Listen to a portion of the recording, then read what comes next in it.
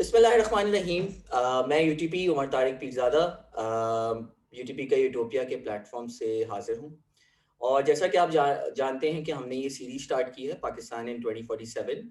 पाकिस्तान 100 साल का हो जाएगा और इसमें मेरी कोशिश ये है कि मैं पाकिस्तानी सिटीजन्स को, ख़ास तौर से वो लोग जो इस जर्नी पर पाकिस्तान का साथ दे रहे हैं, मैं इस तरह पुट करूँगा, उनको मैं लाऊं और उनसे थोड़ी गपशप की जाए और बाकी पाकिस्तानियों को ये चीज़ नज़र आए कि किस तरह से हम वो पाकिस्तान बना सकते हैं जो कि हम सब देखना चाहते हैं। तो इसी सिलसिले में आज आई एम वेरी प्रिविलेज्ड कि परवेज़ अब्बासी साहब मेरे साथ मौजूद हैं। परवेज़ अब्बासी साहब का अगर मैं इंट्रो देना शुरू करूँगा तो प्रॉब्ली आज का सेशन सिर्फ इंट्रो में ही चला जाएगा, so I will try to keep it very brief and relevant.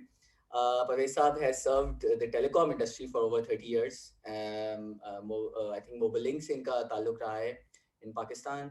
A lot of people would know him. And then आजकल एक नए मुश्किल काम पे वो लगे हुए हैं, which is all about startups. And he is the project director, program director, I should say, for Team Up in Islamabad. NIC के साथ associated हैं. And he will definitely tell us more about it in today's session as well. But naturally हमारी conversation majority youth के लिए है। जैसा कि पाकिस्तान का आप सबको मालूम है, मैंने वीडियो काफ़ी कोशिश की सबको पहुंच जाए मेरा promo. 55% of our population is under 25, 2/3 चली जाती है अगर हम 30 देखें तो that's a big youth bulge. और मेरा ये व्यू है and I am sure Parvez साहब भी ये शेयर करते हैं कि this is going to be the future. We need to do something now कि हम अपनी यूथ को किस तरह इनेबल करें कि वो पाकिस्तान को उस जगह लेके जा सके जहाँ पे हम सब देखना चाहते हैं। तो विद दैट मैं परवेज साहब को मौका दूंगा कि परवेज साहब आप अपने आप को और कुछ ऐड करना चाहेंगे in terms of introduction. Otherwise फिर I think I would like to start the conversation with, तो जब भी मैं किसी को शो पे बुलाता हूँ परवेज साहब, तो मैं फर्स्ट सवाल उनसे यही करता हूँ कि let's bring out our crystal ball and 14 August 2047 आप सुबह को उठते हैं और अपनी खिड़की के बाहर देखते हैं तो आपको पाकिस्तान कैसा नजर आता है और आप कैसा देखना चाहते हैं पाकिस्तान को? जी। Thank you very much, Umar, first of all, for your kind invitation to today's show and today's activity. I'm humbled to be here. You asked for a background. My background is basically in telecommunications, as you mentioned, in Europe and in the Asian markets.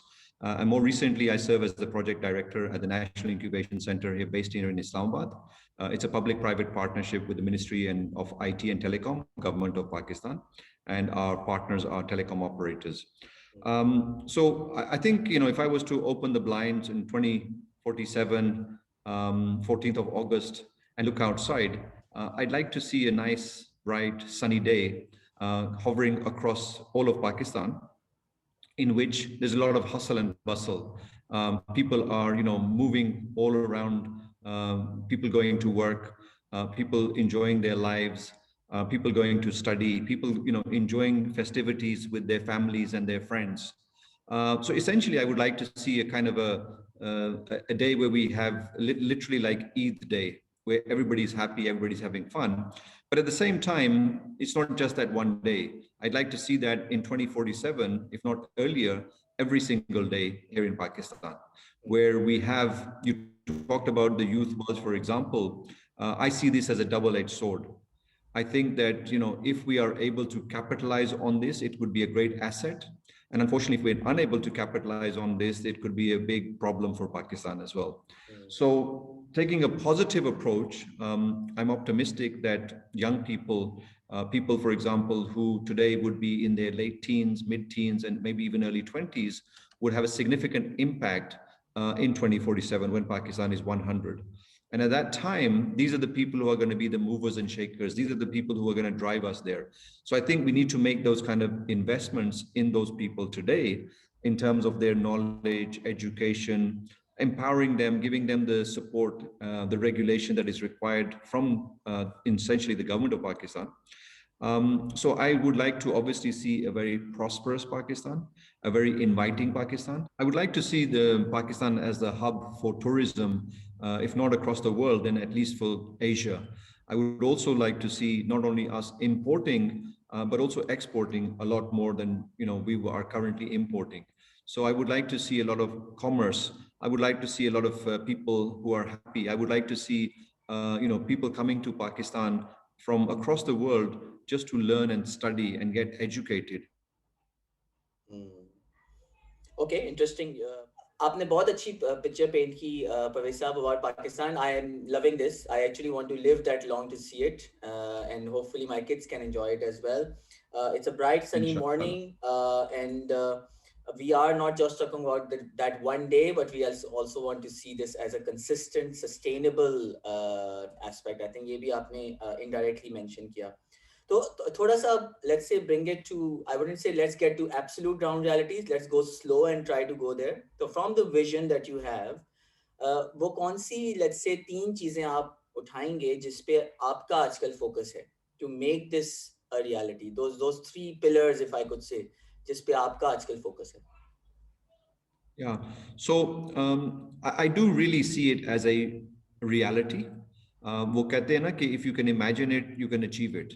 So if you can believe something, and as entrepreneurs, we say one of the best ways to predict the future is to create it. Sure. And in that regard, we have 3 pillars, as you mentioned. The first and foremost is working on the youth of Pakistan and helping them to educate themselves, helping them to identify learning opportunities.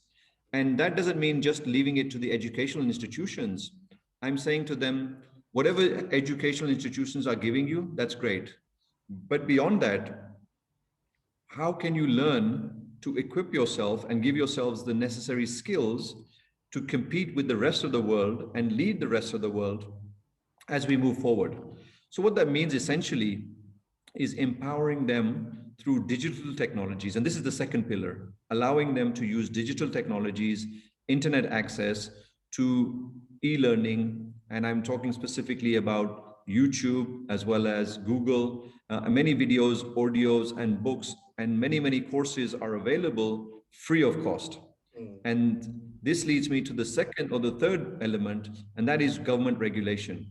We want the government to be able to create the environment so that we can support and facilitate this by providing easy access to internet, affordable internet, good quality, stable internet connectivity, so that people can access the internet and can access those materials for learning, improve the quality of their own lives, prepare for the future, and hopefully help Pakistan to grow as well. I think पहले आपके area से ही बात करते हैं, telecom से ही start करते हैं. So if we are talking about this education revolution, this ed tech revolution as they say, कि technology based हम education सबको पहुंचा सकें, सबसे पहले तो इंफ्रास्ट्रक्चर की बात आती है कि हम पहले इंटरनेट एवरीवेयर कैसे करेंगे. तो मेरे ख्याल से अगर हम यहीं से बात शुरू करें कि आज I saw some news very recently as well कि राइट ऑफ वे की जो है वो पॉलिसी अप्रूव हो गई है, but I am sure there is a lot more to this space and this is really your area of expertise as well. तो क्यों ना हम यहाँ से शुरू करें कि अगर हमारे दिमाग में इंटरनेट एवरीवेयर है इन पाकिस्तान, तो वो क्या हर्डल्स या रोड ब्लॉक्स हैं जो आज हमारे पास मौजूद हैं, और क्या वो ऐसे हम चीजें कर सकते हैं जिनको फिर let's remove them and see us progress towards internet everywhere in Pakistan. Yeah, I think first of all, you of course are well aware that as per the United Nations, internet access now is a fundamental human right, just as freedom of speech and water and health and all that other stuff is. So it shows you how important access to internet is, and I'm a big believer in this. As far as the government is concerned, I think the government is moving in the right direction. There are, of course, many challenges, and you mentioned the right of way, which we celebrated incidentally yesterday at the National Incubation Center here in Islamabad, where we had all of the telecom, let's say, team, their CEOs, as well as the ministry, and bringing the government together with industry and identifying what the challenges are, and then helping the government to understand ways of finding solutions for those challenges. So that's, I think a prerequisite, and alhamdulillah, we're very fortunate to be able to do that at the In Action Incubation Center platform.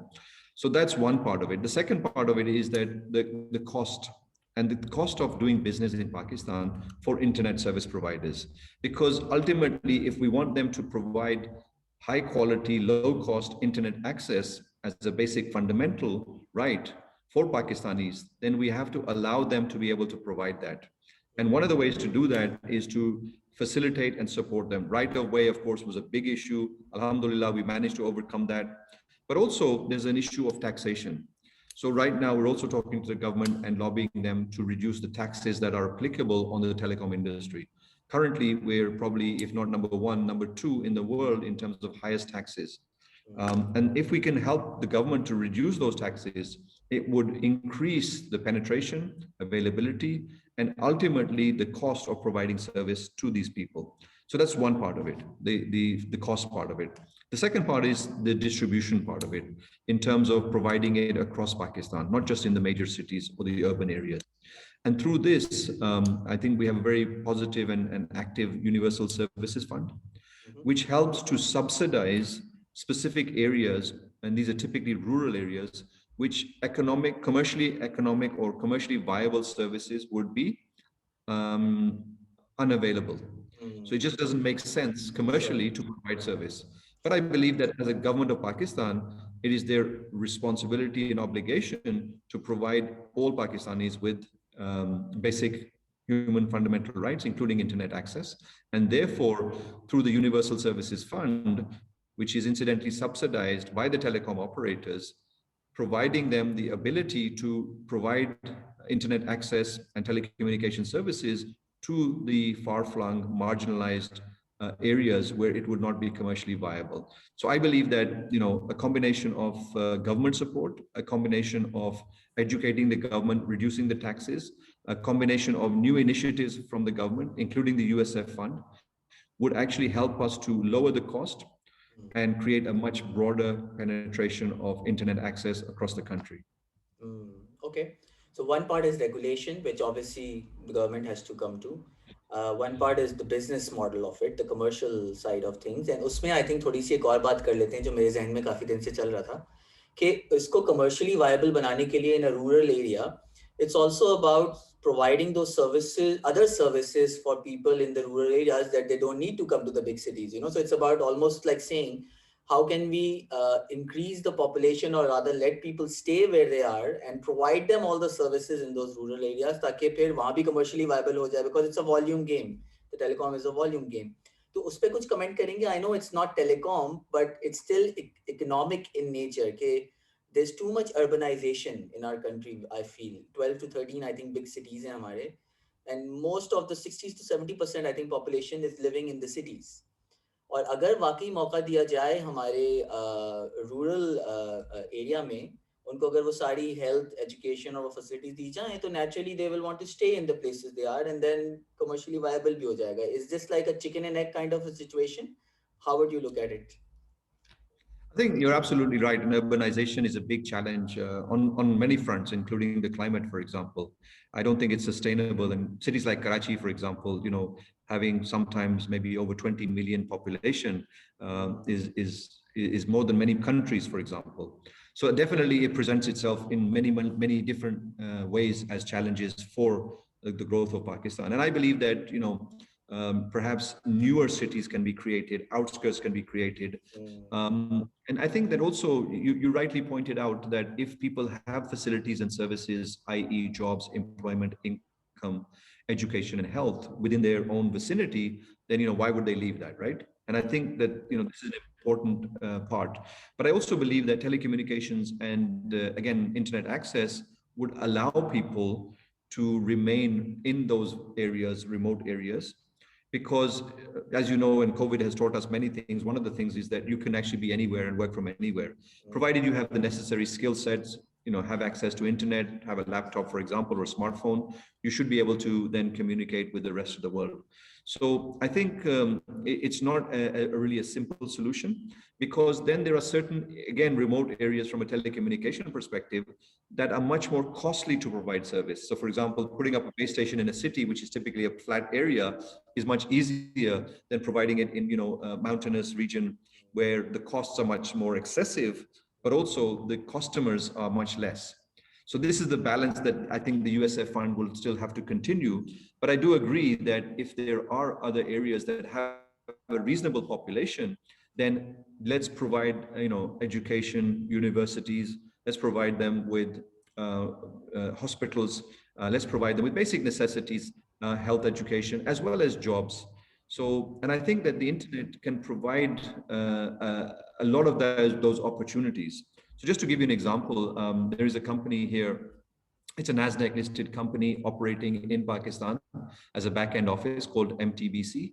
And what they've done is that they've managed to provide close to 1,500 jobs here in Islamabad, Rawalpindi. But also they've created many hundreds of jobs in Azad Kashmir in a very remote area, which happens to be one of the founders' villages. So it shows you that by having internet access, they can provide back-end jobs and back-end support to the rest of the world, which they are doing very well. I would also like to add that, because of the skills of the young people that we have, the broadband penetration and the current internet access and the level of education, Pakistan is also the fourth largest freelance community in the world in terms of providing services. Now, the beauty of that is that if you have internet, if you have access to a laptop, you can compete. I mean, for example, it could be basic things like providing a logo or managing somebody's social media, etc., or it could be something much higher. But the fact is that those services can be provided through, again, connectivity, through internet, through Wi-Fi, and you can compete with those jobs which are in the US or in Europe. In fact, I believe that we have an unfair competitive advantage, and that is our pricing. Because of the currency, because of the cost of doing business in Pakistan is much less, I think that you will find, and we are moving in that direction, we are seeing signs that people are now moving their back-end call centers, support centers, businesses back into Pakistan.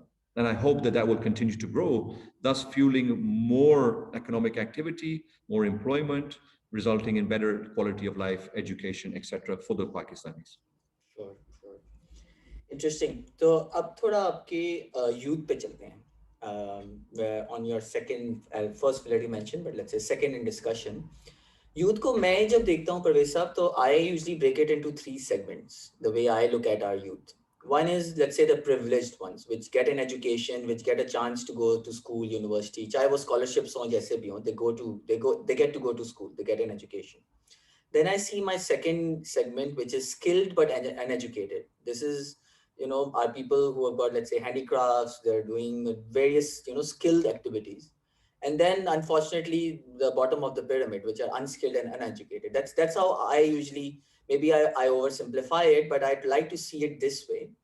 And then when it comes to entrepreneurship, which is your current focus these days with Team Up, I actually feel that entrepreneurship can come in any of these segments. It doesn't really need an education.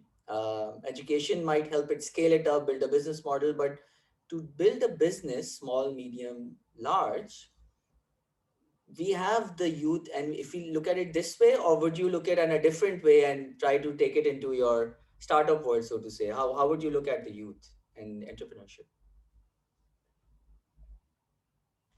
Yeah, so the reality is that a minority of people become entrepreneurs. So if you take the US, Europe, and so on and so forth, and majority of people work for a company or somebody else. So I see no reason why that should be different in Pakistan, especially with such a large population. I think it would be unrealistic for us to say, okay, nobody's going to work for anybody. We're all going to be entrepreneurs. And if we're all going to be entrepreneurs, who's going to be working for the companies? Sure. So I think that trend, that global trend will continue. I think, but it's important to understand that where are those jobs going to come from? And that's where entrepreneurship, I think, plays a much, much more important role.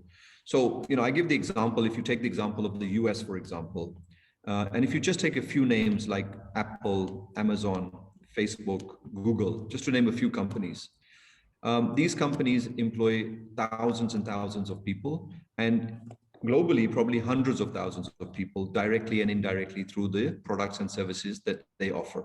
Mm-hmm.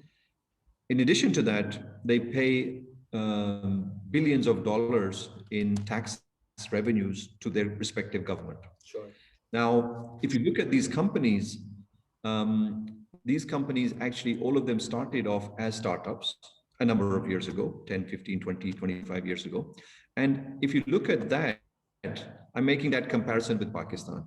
So if these companies like Google and Facebook and all the others I mentioned, if they can start from somebody's garage, if they can start with one or two people, if they can start with very limited resources and grow to those large conglomerates, those large brands, those large companies, then I would like to suggest that perhaps Pakistan can follow in the same footsteps, Okay. where today's startups can grow to become large companies, providing large number of employments to people, as well as providing large taxes to the government of Pakistan.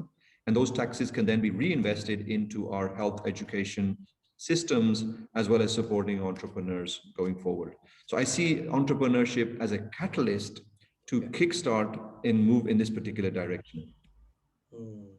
But Parvez Saab, I would argue that the population is just too big, and the number of unemployed youth is much higher compared to the entrepreneurs. So while you can apply a ratio and a percentage to, you would probably be better equipped to tell me how much percent of the population should be entrepreneurs, so the rest of them can work for them. But I still believe that that percentage of entrepreneurs is very low in Pakistan.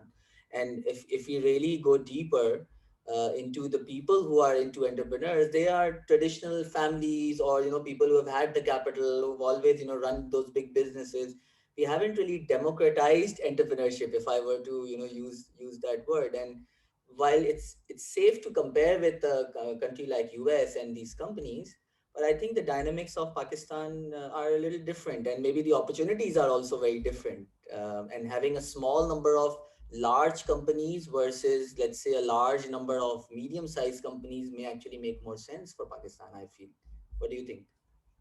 Yeah. I think there's no one answer. When I use these brands, these were for illustration purposes. Of course, there are many, many other organizations, small, medium enterprises. Many of those names are not even known to the general public.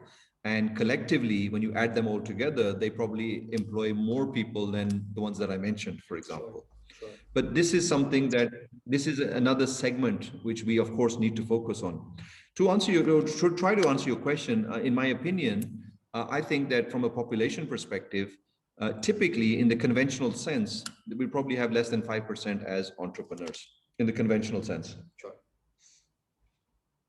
But those people, hopefully, will be creating a significant number of jobs for other people.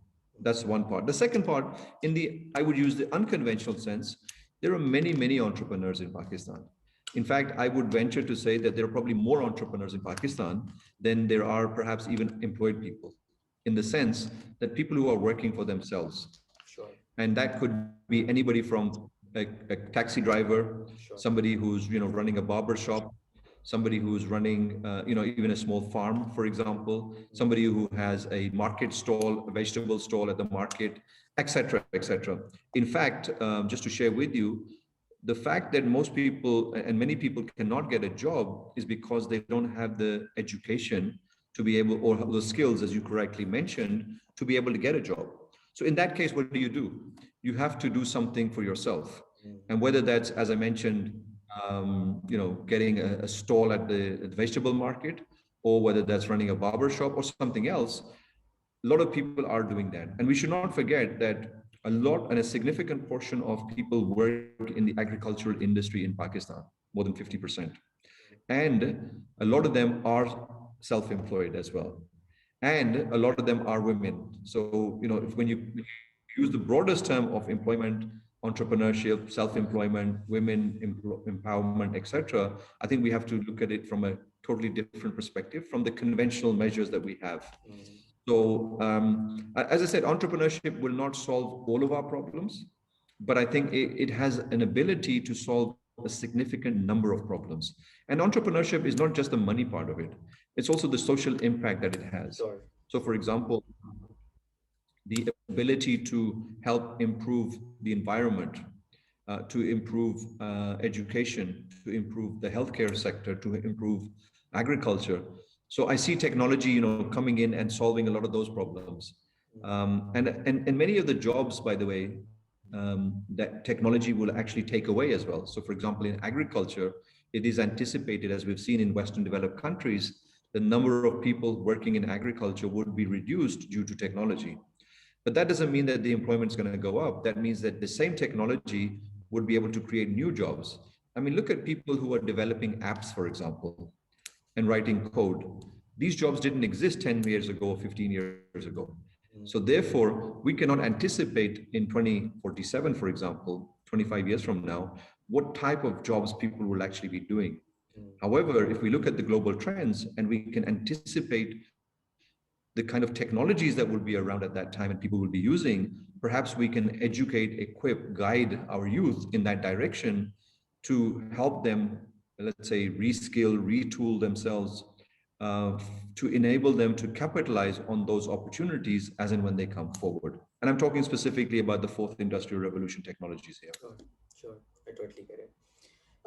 Parsal, like there's a problem there.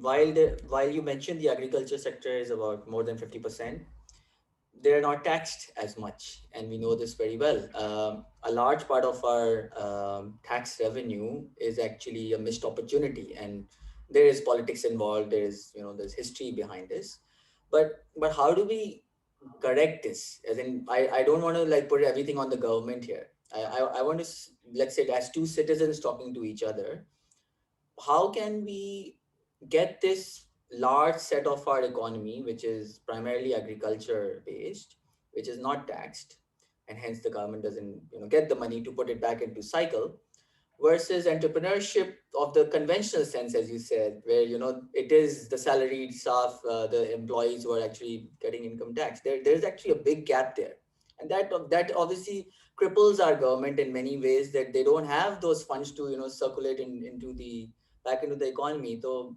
आप कैसे देखते हैं इसको, मतलब just as citizens, not like a government policy maker, but कैसे देखते हैं आप इसको? I think first of all, it's not agriculture. So, I just to give you the maths, if there are 50% people working in the agricultural sector and a total of 2% taxpayers in Pakistan, that means 48% of non-agricultural people are not paying tax either, right? Okay, sure. There's a big chunk there as well. That's true. So just to give you an example, the retail and the service industry, for example, perhaps there are gaps there.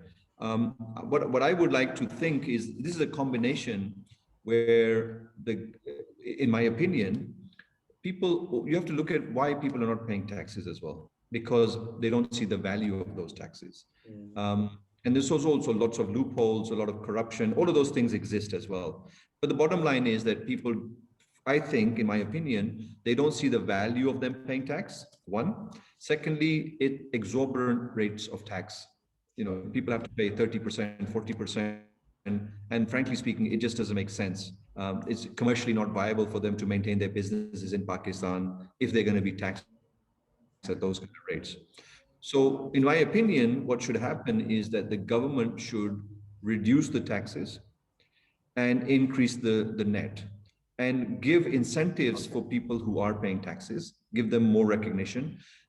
And rather than trying to go for a small number of organizations and capture a large value from those organizations, reduce the taxes, ultimately their consumption and services will be increased and they would be able to pay more taxes. This is, frankly speaking, my opinion, citizen to citizen. Understood. So increase the net and reduce the rate so that you still get the net the government is still making the same. Okay, that's interesting. I think that's an interesting point. Okay, थोड़ा सा आगे चलते हैं, and I think up 10-15 minutes में let's try to get to this conclusion as well. I Sure. usually try to get this discussion towards more ground reality changes as well. And, because this is a citizens nationwide dialogue that I've started, I don't want to start a blame game on the government. I do like to hear from our guests what they think the average citizen should do. Okay, Pakistan ka ye khwab hai, everybody wants to see a brighter future for themselves, for their kids, for the next generation. लेकिन वो बात superficial रह जाती है कि भाई government को policy करनी पड़ेगी और ये करना पड़ेगा. Ground level पे, what are, let's say, the 2 or 3 things that you think we can start doing as citizens, very real practical things which can help us get into that direction? आपके ख्याल से हमें क्या करना चाहिए? मेरे ख्याल में everything, whether you're talking about the average citizen or whether you're talking about government people, whether you're talking about corporate leaders or so on and so forth, in my opinion, it's basically the mindset.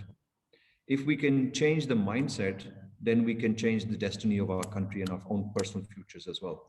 What do I mean by mindset?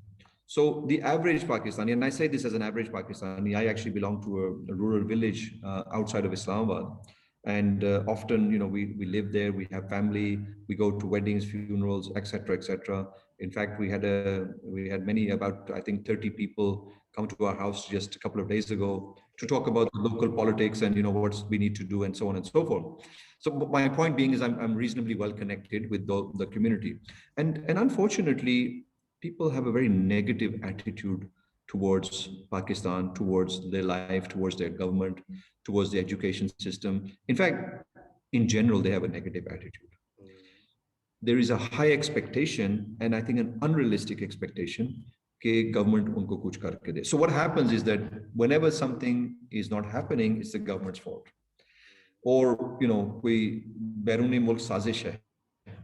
You know, we often joke about this कि हमारे मोहल्ले में किसी की बकरी चोरी हो जाती है तो वो भी अमेरिका की साजिश है, for example, या किसी और मुल्क की साजिश है. So we have to be bigger than that, and we have to first of all say, look, I am in this situation because of myself. I am in control of my destiny. I'm in control of my future. And rather than saying, you know, what is it that the government's going to do for me, I would like to turn this on its head the other way around and ask this question, forget about the government. ये ज़हन बना लें कि हुकूमत आपके लिए कुछ नहीं कर सकती. What are you going to do for yourself? So now this example is that, you know, Omar, you and me are sitting here right now. And let's assume that I'm thirsty, I need a drink. मैं किसी को बोल दूंगा कि यार पानी ले आओ, और पानी ले आएंगे. Now, this is a very common thing here in Pakistan, as you know, but not necessarily in other countries. You know, if I was in London, I would not expect somebody to bring me a glass of water. I would have to get up off my backside, you know, walk over to the water and then pour myself a glass of water. Now, I only do that because I know nobody else is going to do it for me. So we need to get into our heads कि हमने खुद कुछ अपने लिए कुछ करना है. मैं समझता हूं कि मैं अगर अपने लिए कुछ नहीं कर सकता तो कोई भी मेरे लिए कुछ नहीं कर सकता.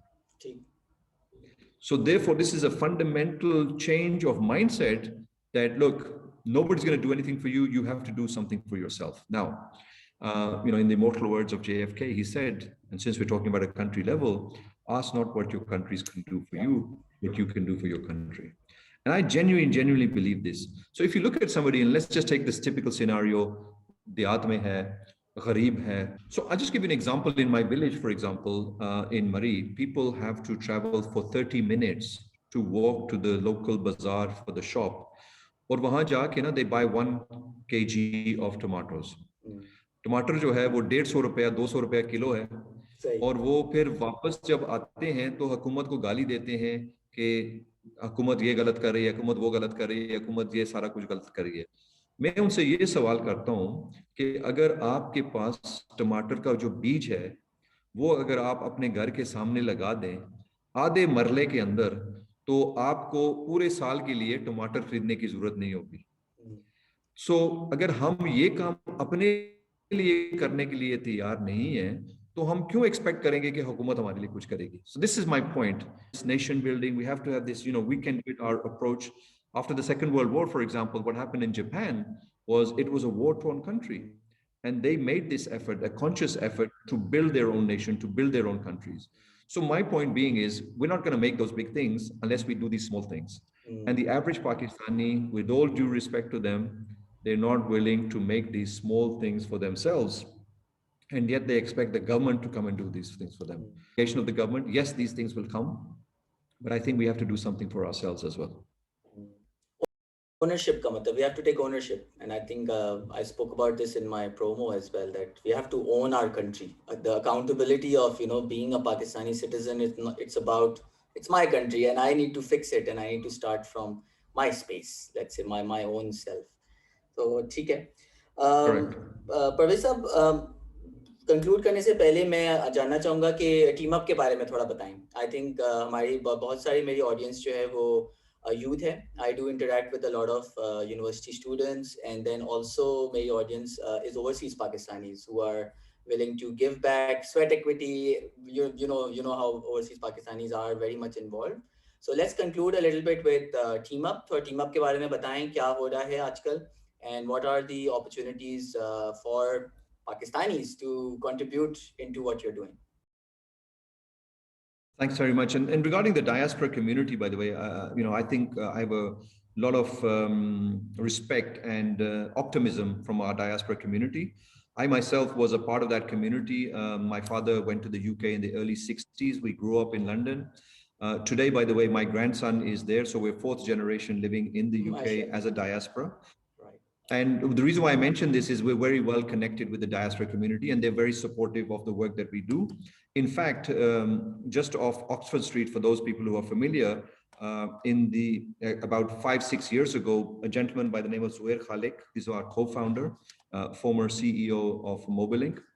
He happens to be on the board of college at Oxford University as well. So he's very well respected, very well renowned. We were sitting having coffee, living a retired life.